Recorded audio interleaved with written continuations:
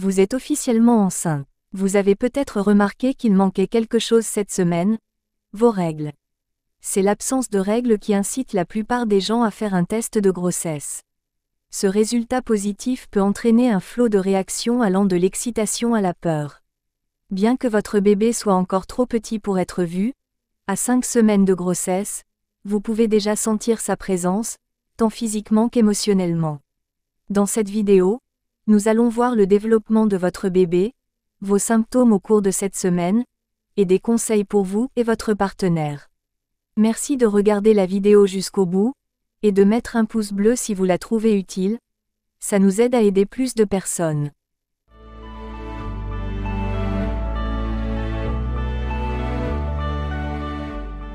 Le développement de votre bébé à 5 semaines. À 5 semaines, un bébé mesure environ 1,5 mm. C'est à peu près la taille d'un pépin de fraise. Le bébé grandit rapidement et les principaux organes de son corps commencent à se former, en particulier le cerveau et le cœur. Les couches du développement de bébé. Durant cette semaine, votre petit embryon commence à s'allonger et à prendre l'apparence d'un tétard, grâce en partie au développement du très important tube neural, qui s'étend de haut en bas de l'embryon. Il y a même un petit point au centre de l'embryon qui deviendra bientôt le cœur du bébé. À l'intérieur de l'embryon, les cellules se séparent en 3 couches pour former différents systèmes corporels. Nous avons l'ectoderme ou couche externe, qui commence à former le système nerveux, y compris le cerveau et la moelle épinière de votre bébé. Le mésoderme ou couche intermédiaire, qui devient le système circulatoire de votre bébé avec le développement de son cœur et de son sang. Et l'endoderme ou couche interne, qui deviendra finalement les poumons, les intestins et le foie de votre bébé. Le sac gestationnel. Le sac gestationnel est une boule de liquide qui se forme autour du bébé en développement. À 5 semaines, votre embryon est encore trop petit pour être vu, mais le sac gestationnel peut être visible à l'échographie. Vos symptômes courants cette semaine. Le niveau de l'hormone de grossesse HCG dans votre corps est en augmentation, ce qui entraîne non seulement un test de grossesse positif, mais aussi des symptômes de début de grossesse. Il est toutefois important de savoir que certaines personnes ne ressentent aucun symptôme et que l'absence de symptômes ne reflète en rien la santé et le bien-être de leur bébé en pleine croissance. Même si vous avez ressenti des symptômes lors d'une grossesse précédente, vous ne pouvez pas prédire comment vous vous sentirez cette fois-ci. 1. L'absence de règles. L'absence de règles est souvent l'un des premiers signes de grossesse qui incite à faire un test de grossesse. La production accrue de progestérone pendant la grossesse empêche la muqueuse utérine de se détacher et aide à maintenir la grossesse. 2. Des changements au niveau des seins. Vos seins peuvent être sensibles, picoter ou grossir. Vous êtes plus susceptible de connaître des changements mammaires précoces si vous avez tendance à les remarquer avant vos règles. 3. La fatigue. Votre corps travaille dur et vous subissez de nombreux changements physiques et émotionnels. Il est tout à fait normal de se sentir fatigué et d'avoir besoin d'une sieste. La fatigue est considérée comme un symptôme universel à ce stade précoce de la grossesse. 4. Les nausées matinales. Les nausées, accompagnées ou non de vomissements, sont l'un des désagréments les plus courants de la grossesse. La cause exacte n'est pas connue, mais les experts pensent que l'augmentation rapide des hormones de grossesse pourrait en être la cause. Les nausées sont typiques des 3 premiers mois de la grossesse, mais elles peuvent durer plus longtemps. Et, bien qu'elles soient appelées nausées matinales, les nausées peuvent survenir à n'importe quel moment de la journée. 5. Des allées et venues supplémentaires aux toilettes. Les envies d'uriner fréquentes sont un problème courant, même au début de la grossesse.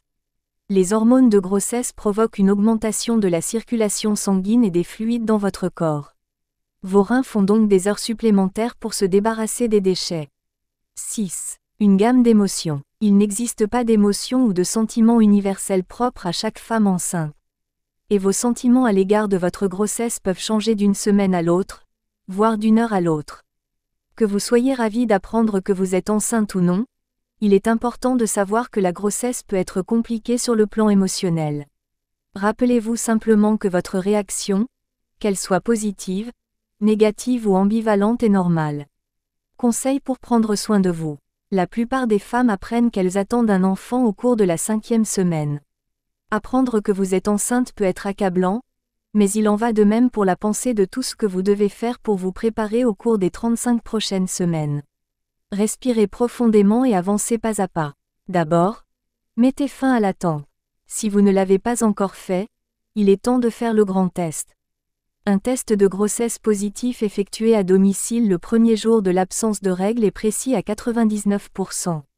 Prenez de l'acide folique. Continuez à prendre un supplément d'acide folique ou des vitamines prénatales. Alors que le système nerveux de votre bébé se forme, l'acide folique est un nutriment essentiel qui aide à prévenir les anomalies du tube neural. Ensuite, choisissez des aliments sans danger. Vous n'avez pas à renoncer à tous vos aliments préférés maintenant que vous êtes enceinte. Un régime alimentaire sain pendant la grossesse est équilibré, et vous pouvez toujours profiter de temps en temps de gâteries moins nutritives.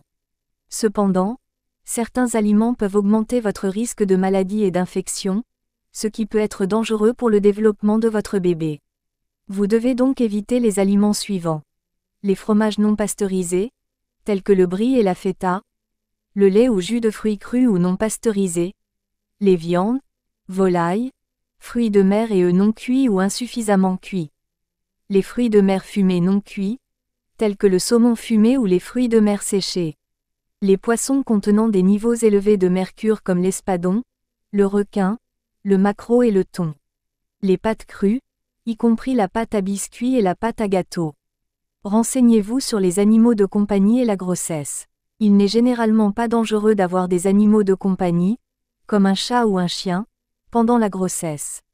Mais cherchez à savoir si vous êtes immunisé contre la toxoplasmo, qui est une infection parasitaire que vous pouvez attraper au contact d'un chat. Vous pouvez veiller à votre santé, à celle de votre enfant à naître et à celle de votre animal de compagnie, en discutant avec votre médecin et votre vétérinaire de la meilleure façon de prendre soin de votre animal pendant votre grossesse, et après l'arrivée de votre bébé à la maison. Évitez les dangers pour la grossesse. Il est sage de rester à l'écart des substances toxiques pendant toute la durée de la grossesse.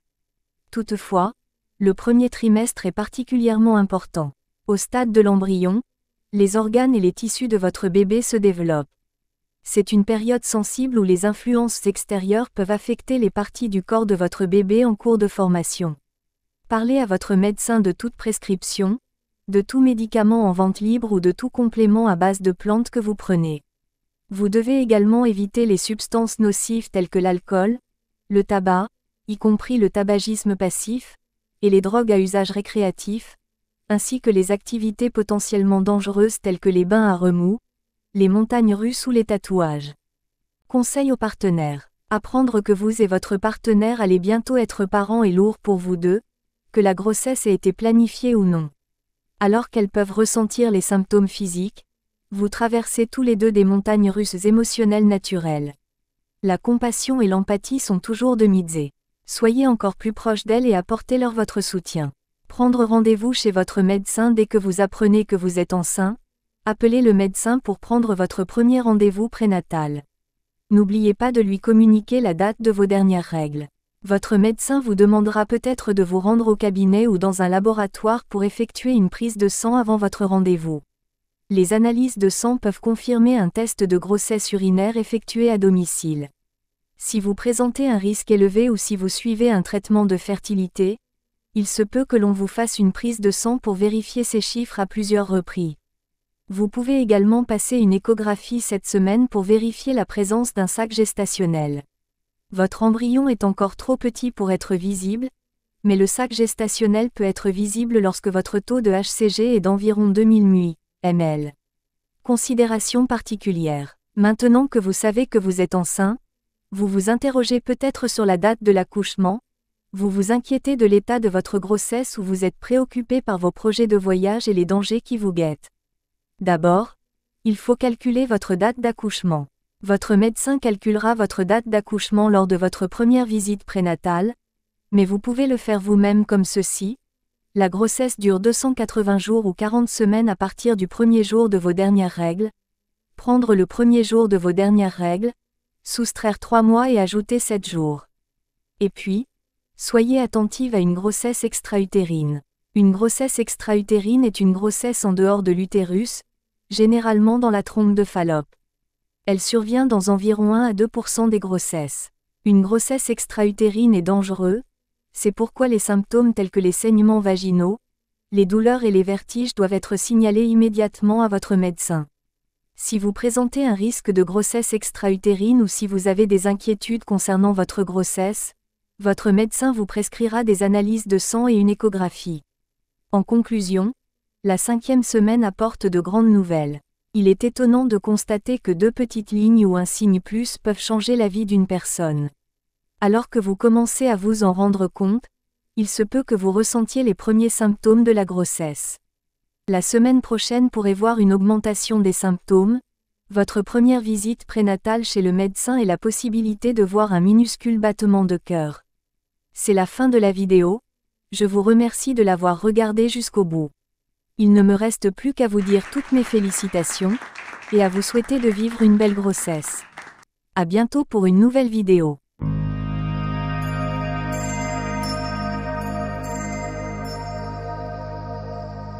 Thank you.